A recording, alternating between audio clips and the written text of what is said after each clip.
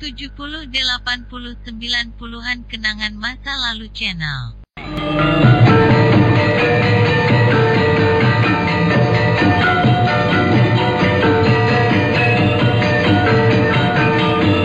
Dalam seri ke-297 ini, didukung oleh para pemain, Mas Sono sebagai Arya Wiraraja, Rusli sebagai Rangga Lawe, Bang Kumis sebagai Ratosan, Mas Dewa sebagai Gagarangan, dan Asdi Suhastra pembawa cerita. Selamat menikmati.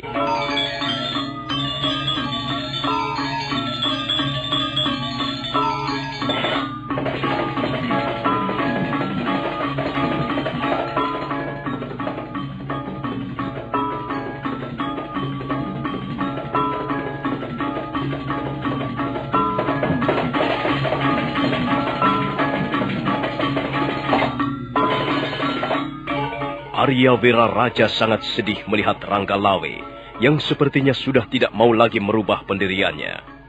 Tidak kurang-kurangnya dia memberikan nasihat kepada Rangga Lawe. Tapi Rangga Lawe tetap berdiri dengan tegar di atas keyakinannya.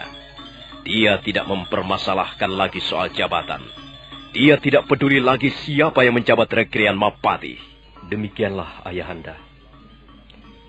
Selama beberapa hari ini saya telah sampai kepada perenungan yang paling mendalam di dalam sejarah kehidupan saya. Saya tidak lagi mempersoalkan jabatan Rekrian Mapati. Saya rela jabatan itu diambil oleh Nambi. Biarlah Nambi menjadi Rekrian Mapati seumur hidupnya. Saya tidak ambil peduli, Ayahanda. Sekarang saya hanya ingin hadir sebagai Rangga Lawe seutuhnya. Saya tidak ingin sejarah hidup saya dikotori oleh sikap dan pernyataan-pernyataan seorang penakut. Saya tahu bahwa saya pasti akan kalah jika memberontak terhadap Majapahit. Tapi sekalipun nanti saya kalah dan saya binasa di medan peperangan, saya akan puas, Ayahanda. Sebab saya akan mati setelah menjalankan dharma seorang satria. Ya, baiklah anakku Ronggolawe. Baiklah. Nger Ronggolawe, kalau seseorang sudah berpikir sampai sejauh itu, maka tidak seorang pun akan mampu menghalang-halangi niatnya. Aku tahu, Nger. Baiklah. Mungkin memang sudah menjadi jalan hidupmu. Sekarang berjalanlah dengan mantap. Jangan lagi menoleh-noleh ke belakang. Berjalanlah dengan hati yang tegar dan perkasa. Karena sekarang ini, kau sudah menemukan dirimu sendiri, Ronggolawe. Kau sudah menemukan rasa sejatimu. Nah, sekarang kerjakanlah apa yang hendak kau kerjakan.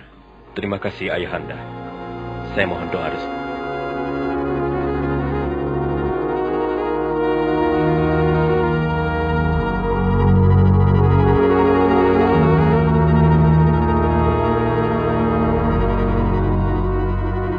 Malam itu, Rangga Lawe tidur di Istana Tuban.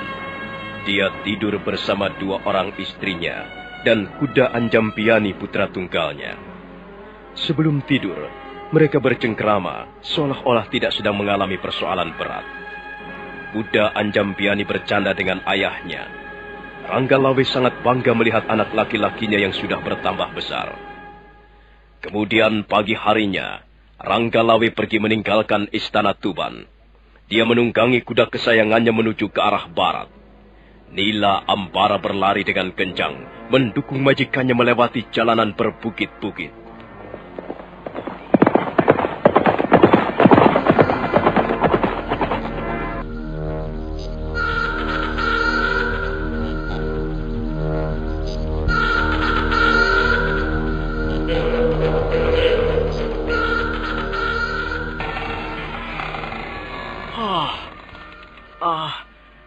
Apakah saya tidak salah lihat? Tidak, Ratosan. Kau tidak salah lihat. Betul, aku Rangga Lawe yang datang. Waduh. Mimpi apa aku semalam? Ayo, Kakang. Silahkan masuk, Kakang Rangga. Terima kasih, Ratosan. Bagaimana keadaanmu sekarang, Ratosan? Keadaanku biasa-biasa saja, Kakang. Tidak banyak mengalami perubahan. Ratosan masih tetap berkeliaran menjadi orang gunung. Tentu saja lain dengan keadaanmu sekarang, Kakang Ranggalawe. Apa maksudmu, Ratosan? Jangan begitu, Kakang Ranggalawe. Sekalipun tempat tinggalku terpencil, jauh di belakang dinding-dinding gunung, tapi telingaku masih dapat mendengar ke tempat-tempat jauh. Aku masih mengikuti perkembangan, Kakang Ranggalawe. Apalagi semenjak pasukan Majapahit berhasil menggempur tentara asing. Ku dengar namamu banyak sekali disebut-sebut oleh orang. Hebat sekali kau, Kakang Ranggalawe. Apanya yang hebat, Ratosan? Semuanya itu hanyalah tampak di luar saja. Bukankah sekarang ini kau sudah amuk tiwibawa di keraton Majapahit? Aku ikut senang mendengarkannya, Kakang Ranggalawe.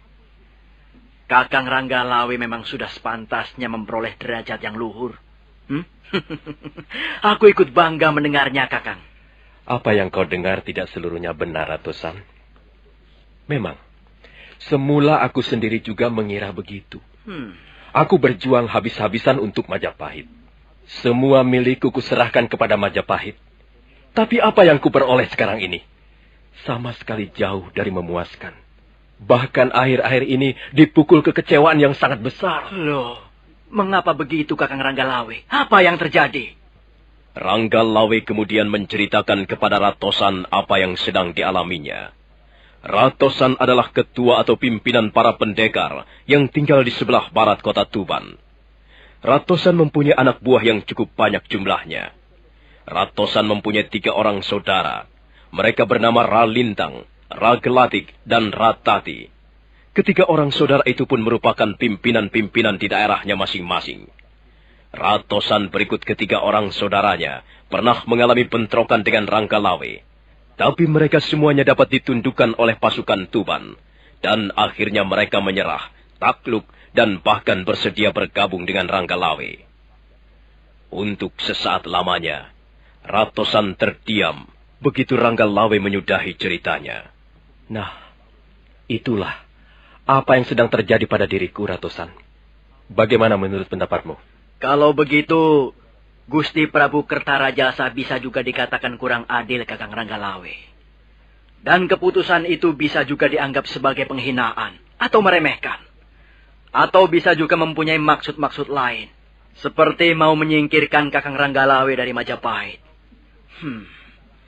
Jangan-jangan keputusan itu banyak dipengaruhi Nambi sendiri. Sekarang aku sudah tidak peduli lagi, Ratosan. Masa bodoh dengan keputusan itu. Persetan dengan segala macam jabatan. Tapi Ranggalawe juga tidak akan tinggal diam. Karena itu aku datang kemari untuk minta bantuanmu, Ratosan. Aku bermaksud memberontak terhadap Majapahit.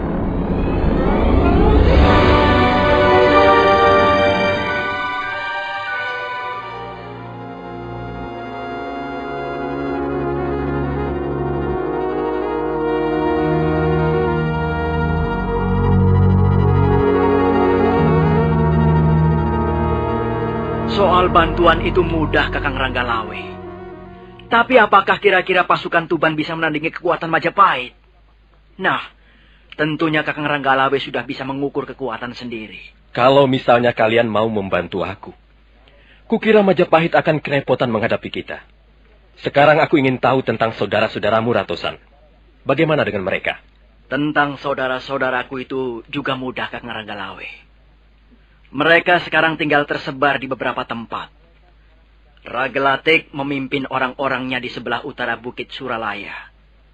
Ralintang tinggal di Bukit Abirawa bersama orang-orangnya. Dan Ratati, kabarnya sekarang pindah ke Bukit Barisade. Mereka bertiga semuanya mudah untuk dihubungi, Kakang Ranggalawe. Sekarang kau sendiri bagaimana, Ratosan? Apakah kau bersedia membantu aku? Dalam hal ini aku tidak memaksamu. Kalau memang kau keberatan, ya, tidak apa-apa. Biarlah aku yang menghadapi Majapahit sendiri. Tidak, Kakang Ranggalawe. Aku Ratosan. Tidak akan membiarkan Kakang menempuh bahaya sendiri saja. Kita sudah menjadi sahabat baik. Kita harus saling tolong-menolong. Dulu memang kita pernah bertarung sebagai musuh. Tapi sekarang kita justru menjalin persahabatan yang cukup akrab. Nah, karena itu aku tidak membiarkan Kakang Ranggalawe menghadapi Majapahit sendirian. Ratosan dengan seluruh apa yang dimilikinya akan kuserahkan kepada Tuban. Baiklah. Terima kasih atas pernyataanmu, Ratosan. Sekarang ini kira-kira berapa jumlah orang-orangmu? Anak buahku cukup banyak, Kakang Ranggalawe. Tapi mereka harus dikumpulkan terlebih dahulu. Kalau semuanya sudah terkumpul, kukira jumlahnya lebih dari 500 orang. Lalu bagaimana dengan anak buah saudara-saudaramu? Kalau semuanya terkumpul, kira-kira berapa orang jumlahnya? Aku tidak tahu persisnya, Kakang Ranggalawe. Tapi kalau misalnya anak buahku digabung menjadi satu dengan anak buah Ralintang, Ragelatik, dan Ratati, kukira jumlahnya tidak kurang dari 2.000 orang, Kakang. Kalau begitu cukup besar juga. Baiklah. Dalam 2 hari ini kau kuberi waktu untuk mengerahkan anak buahmu, Ratosan. Aku akan menunggu di depan istana Tuban. Baik, Kakang Ranggalawe. Sekarang juga aku akan menemui 3 orang saudaraku. Mereka juga harus mengadakan persiapan sebelum berangkat ke istana Tuban.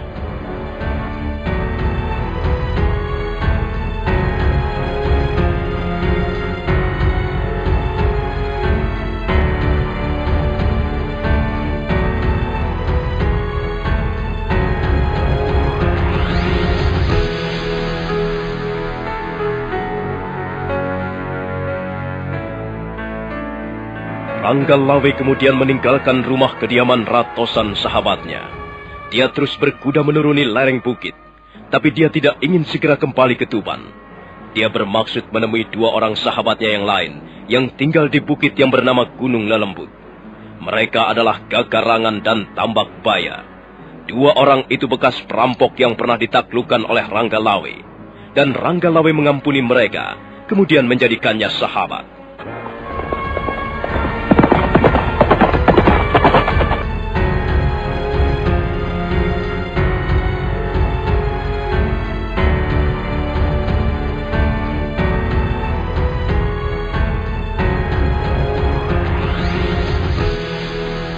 Bukit Gunung Lelembut terletak di sebelah selatan desa Girisa, atau di sebelah barat Sungai Mas.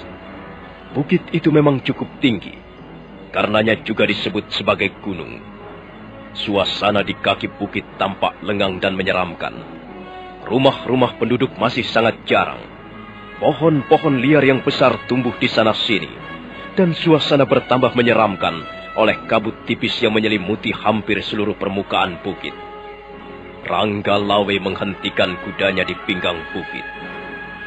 Ranggalawe baru saja akan menampatkan kudanya di bawah pohon handuru ketika mendadak sebuah bayangan besar muncul di hadapannya.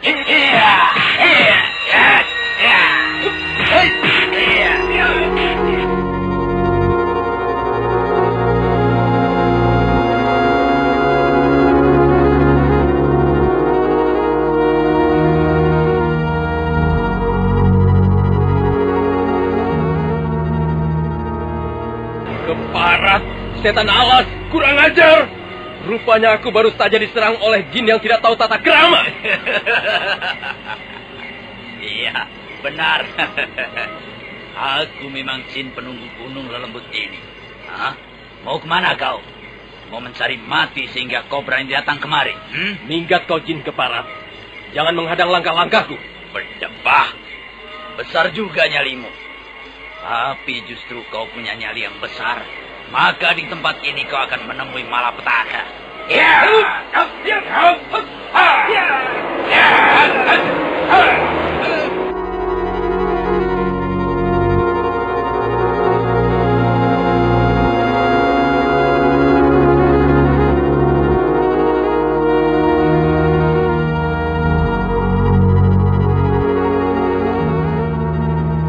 Manusia bertubuh setengah raksasa itu segera menyerbu ke arah Ranggalawe. Ranggalawe melompat rengkinas. Karena serangannya gagal, maka orang itu menjadi sangat geram. Secepat kilat dia membalikkan tubuhnya dan kembali menyerang dengan lebih gencar.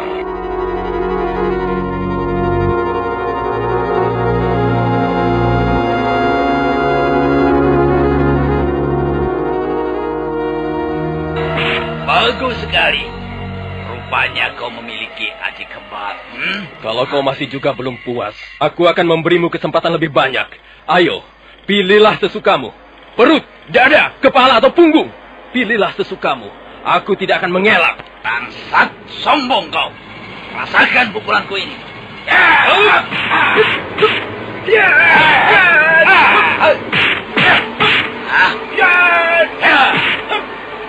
Kurang ajar. Tubuhmu kuat seperti padang. Tanganku sampai kesemutan. Tapi tunggu. Aku belum menyerah.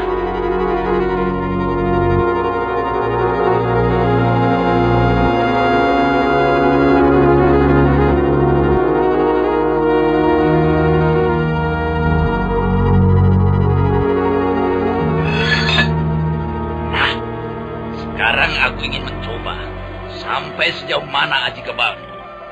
Kalau kedua belah tanganku tidak mempan, itu bukan berarti tubuhmu sudah keras seperti tembaga. Kau tidak perlu khawatir.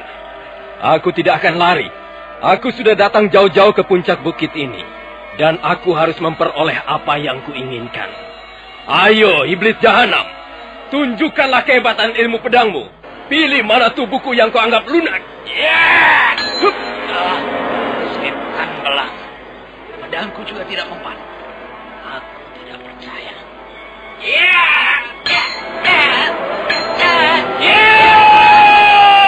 Cukup! Sekarang berhentilah kau menjadi iblis penunggu gunung lelembut ini. Rupanya kau belum mengenal siapa orang yang sekarang sedang berhadapan denganmu. Selesai berkata, Ranggalawe secepat kilat menarik kerisnya. Dan keris Megalamat sekarang sudah terhunus di tangan kanannya.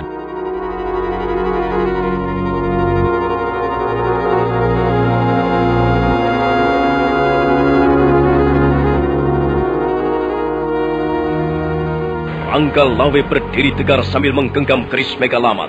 Tiba-tiba orang tinggi besar yang berdiri di hadapannya mundur beberapa langkah. Dia nampak terpesona oleh pemandangan di hadapannya.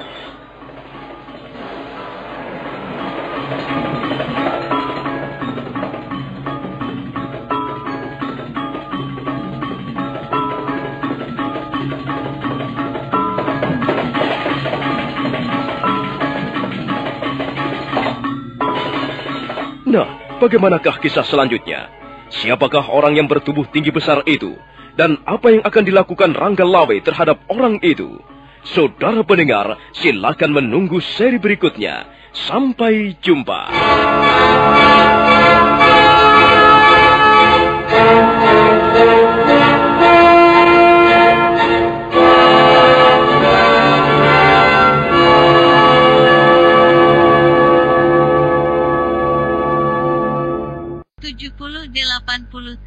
Puluhan kenangan masa lalu channel.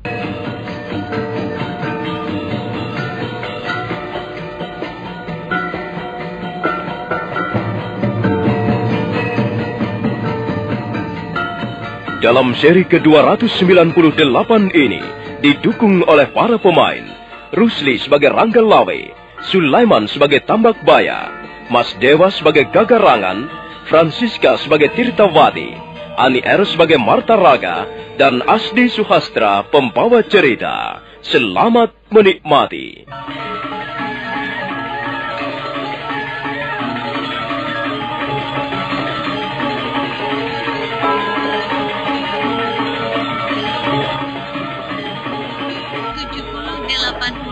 Puluhan kenangan masa lalu channel.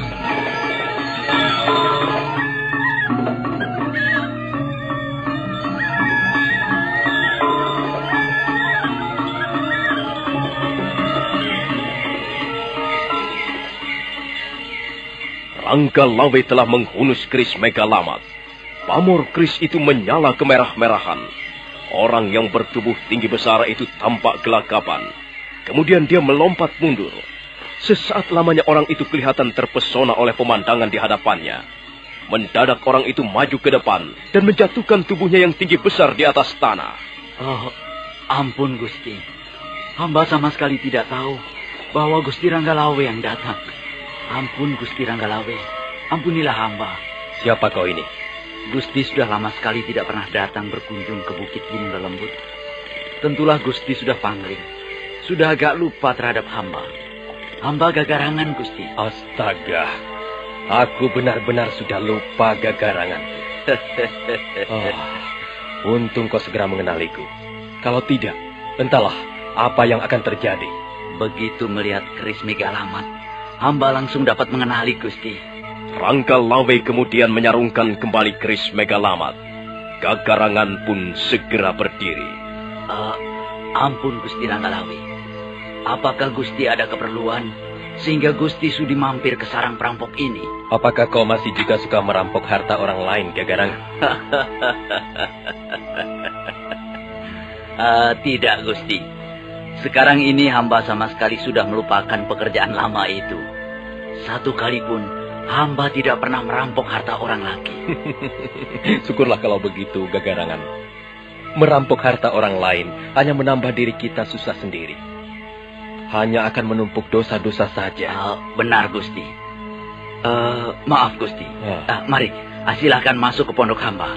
Aku ingin ketemu saudara tuamu, Gagarangan. Apakah Kakang Tambak Baya ada di rumahmu? Kakang Tambak Baya sedang istirahat, Gusti. Kakang Tambak Baya pasti gembira sekali melihat kehadiran Gusti. Mari, hamba antarkan menemui Kakang Tambak Baya. Biar hamba yang akan menuntun Nila Ambara. Mari, Gusti silahkan berjalan di depan.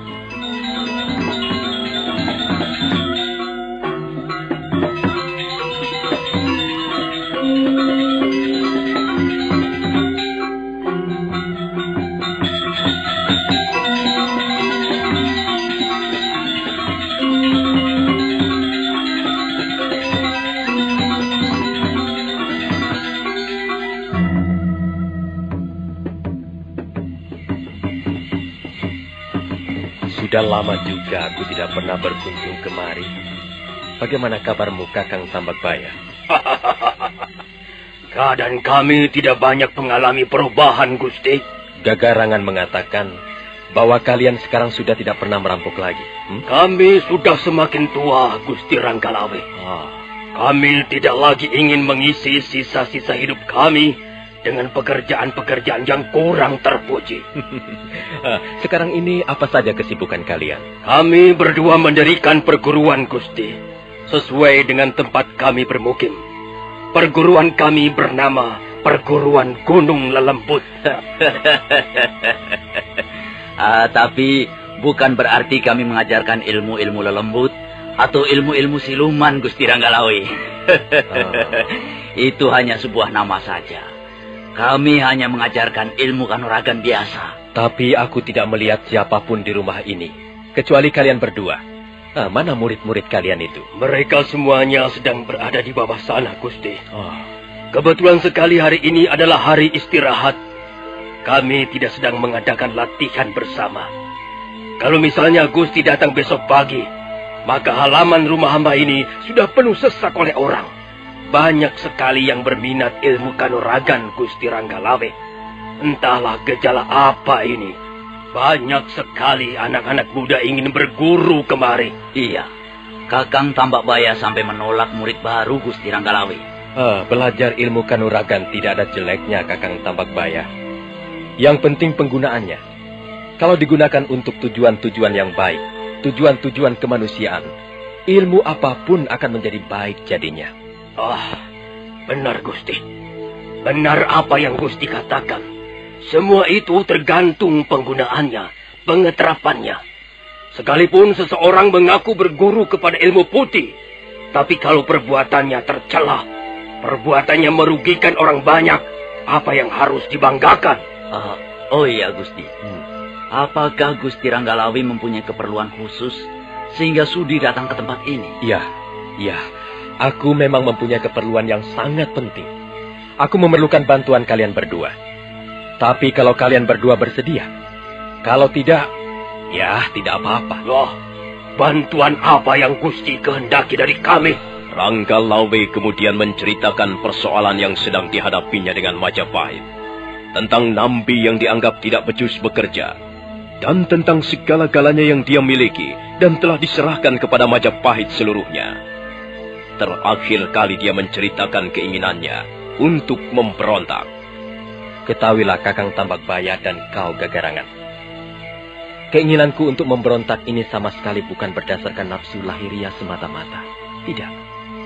Kalau sekarang ini aku memberontak terhadap Majapahit, Hal itu karena Ranggalawe ingin mengukuhi keyakinannya.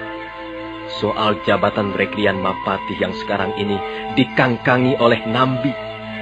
Aku sudah tidak ambil pusing lagi. Memang berat persoalan yang Gusti Ranggalawe hadapi sekarang ini. Ibarat kata pepatah, maju tatu, mundur acur. Benar, Kakang Tambakbaya. Aku sudah kepalang basah. Aku tidak ingin mencemari nama baikku dengan sikap dan perbuatan seorang laki-laki pengecut. Aku adalah putra Tuban sejati.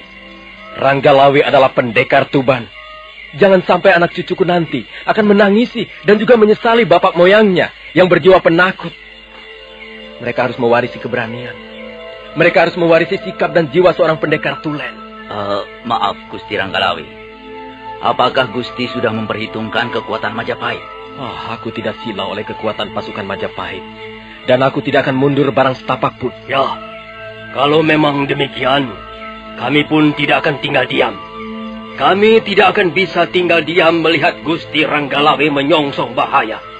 Tambakbaya dan Gagarangan pernah berhutang budi pada Gusti Ranggalawe. Gusti Ranggalawe pernah meluruskan jalan hidup hamba yang berlaku-liku. Jalan hidup hamba di masa silam yang penuh gelimang kejahatan. Sekarang kami berdua ingin membalas budi baik Gusti. Kami berdua akan berdiri tegar di belakang Gusti. Terima kasih, Kakang Tambakbaya. Pernyataan dan sikap kalian sungguh-sungguh melegakan hatiku. Tapi ketahuilah, Kakang Tambakbaya, dan kau juga Gagarangan. Iya, Gusti. Menang ataupun kalah dalam peperangan nanti tidaklah menjadi soal bagiku. Aku tahu, Majapahit merupakan suatu kekuasaan yang dibentengi oleh kekuatan raksasa. Pendekar-pendekar tangguh seperti Paman Lembu Sora, Kebo Anabrang, Rekrian Demung, dan Gajah Biru, juga Arya Kamandanu dan Sakawuni. Itu merupakan pendekar-pendekar tangguh yang susah dicarikan tandingannya. Dan di samping itu pasukan Majapahit sudah lengkap. Bahkan jauh lebih lengkap dibandingkan pasukan Singasari pada zaman Prabu Kertanegara. Namun begitu Gusti Ranggalawe tidak perlu merasa berkecil hati. Sekalipun Majapahit mempunyai tokoh-tokoh pendekar yang tangguh, mempunyai pasukan yang dapat berjajar melingkari kaki gunung Branggungan, tapi suasana medan pertempuran sukar untuk diramalkan, Gusti. Ya, benar Kakang Tambakbaya. Menang ataupun kalah, bagaimana nanti? Yang penting sekarang ini, kita harus mengadakan persiapan.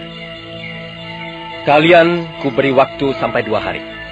Kalian bisa mempersiapkan orang-orang kalian. Kumpulkanlah mereka. 2 hari lagi akan kutunggu di depan Istana Tuban. Baik, Gusti.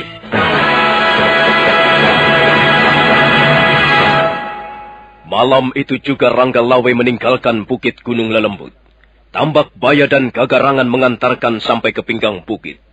Ranggalawe memacu kudanya menuruni lereng bukit, kemudian membelok ke arah Tuban. Nila Ambara berlari kencang, dan kabut malam yang dingin menelan mereka berdua.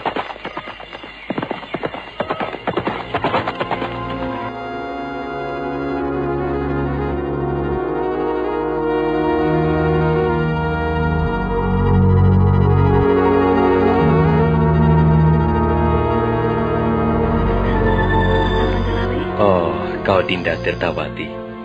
Ada apa, Dinda? Kau masih belum tidur juga? Aku merasa cemas, Kakang.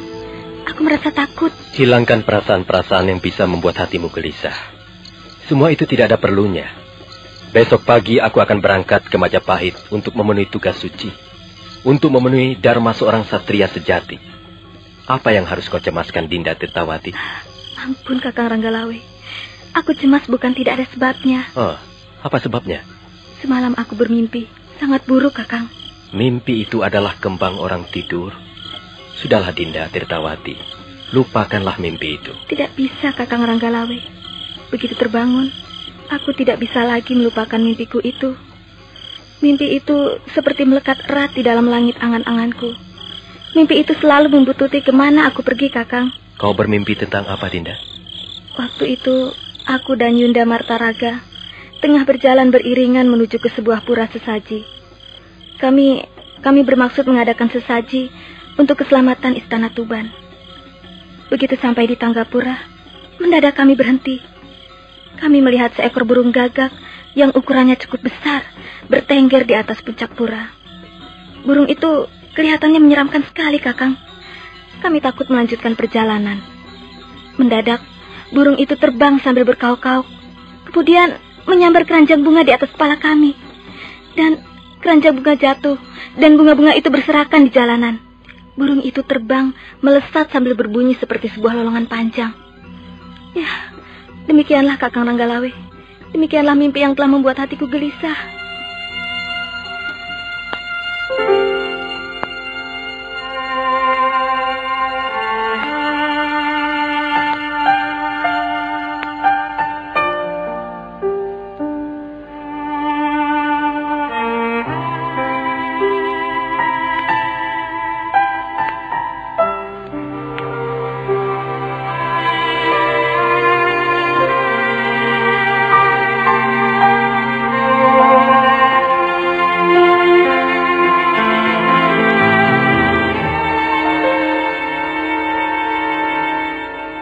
Ranggalawe terdiam sesaat lamanya.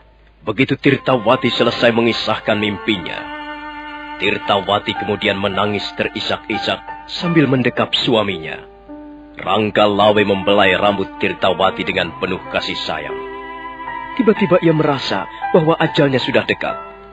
Dia dapat menerka makna yang terkandung dalam mimpi istrinya. Makna burung gagak adalah makna sang dewa maut.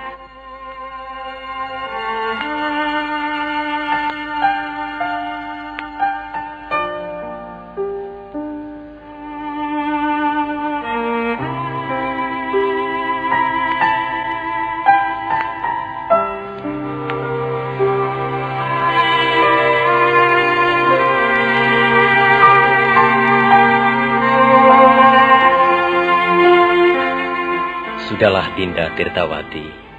Sekarang ini aku sedang dalam persiapan menghadapi Majapahit. Janganlah kau menambah berat beban di hatiku. Kakang Ranggalawe, mengapa Kakang mau berangkat juga ke Majapahit? Kumohon, urungkanlah niat itu. Janganlah Kakang memberontak terhadap Gusti Prabu Kertarajasa. Kalau Kakang sudi membatalkan niat itu, alangkah bahagianya hatiku, Kakang. Kakang bisa kembali ke Istana Tuban, dan kita semuanya bisa berkumpul dan hidup bahagia. Dinda Tirtawati, mengapa kau masih belum mengerti juga? Berangkat ke Majapahit adalah menjadi kewajibanku yang paling utama sekarang ini. Sudahlah Dinda, marilah kita menemui Dinda Martaraga. Malam ini kita masih mempunyai sedikit kesempatan untuk bercengkerama. Ayolah Dinda, hapuslah air matamu. Ayo, dan marilah kita nikmati seteguk lagi anggur kebahagiaan ini.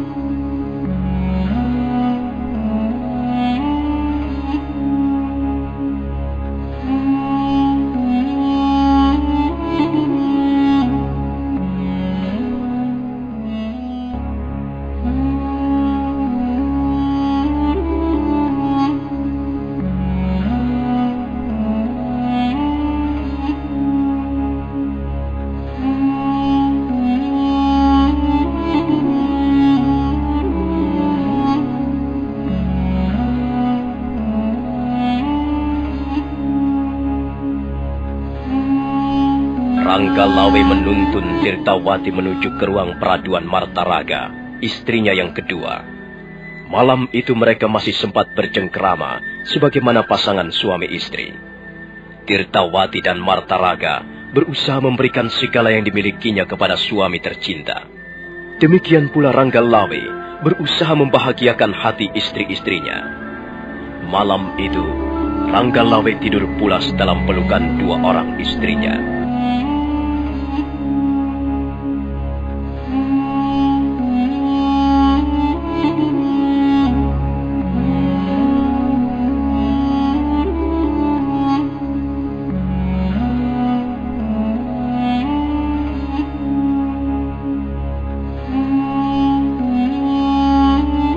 Aku tidur nyenyak sekali semalam, Martaraga. Kalian berdua telah memberikan penghiburan yang luar biasa manisnya. Untuk itu aku mengucapkan terima kasih. Kalian berdua adalah benar-benar istri yang bisa membahagiakan hati suami. Demikian pula kami, Kakang Ranggalawe. Kami pun merasa sangat bahagia. Benar, Kakang. Rasanya kami tak ingin lagi berpisah denganmu. Aku ingin membersihkan diriku. Aku ingin mandi air bunga. Aku ingin mandi keramas dengan air bunga. Tolong sediakan air untukku, Dinda Tirtawati, dan kau, Dinda Martaraga. Tolong siapkan makan pagi yang menjadi kesukaanku. Kita akan gembul bujana, kita akan makan bersama-sama pagi ini.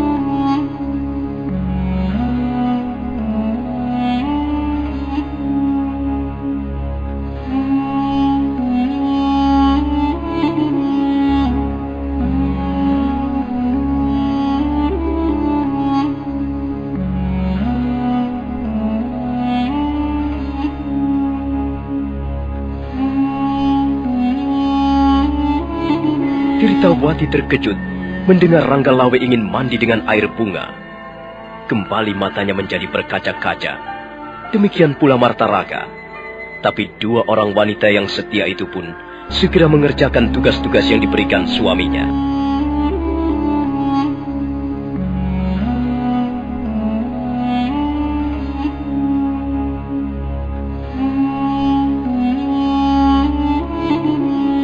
Nah, saudara pendengar, bagaimanakah kisah selanjutnya?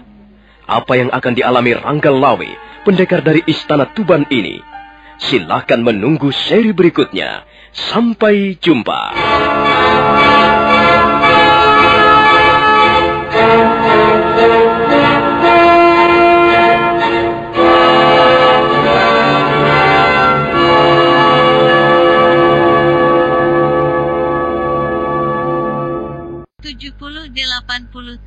Puluhan Kenangan Masa Lalu Channel.